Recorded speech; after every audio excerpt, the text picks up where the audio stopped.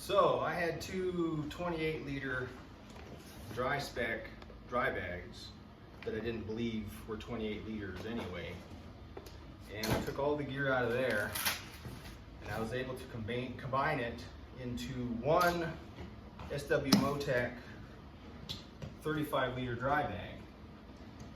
And this is basically all the stuff that doesn't go in my cases, which is a 2.5-man tent, we'll call it. Tent rain fly, sleeping bag, a blanket, and 2 pillows, don't ask me why.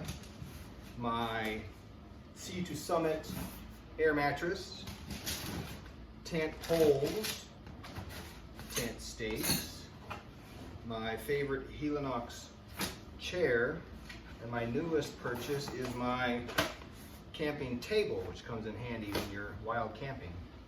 So pretty amazing size bag for, in all intents and purposes, feeling like almost the same size as one of those two.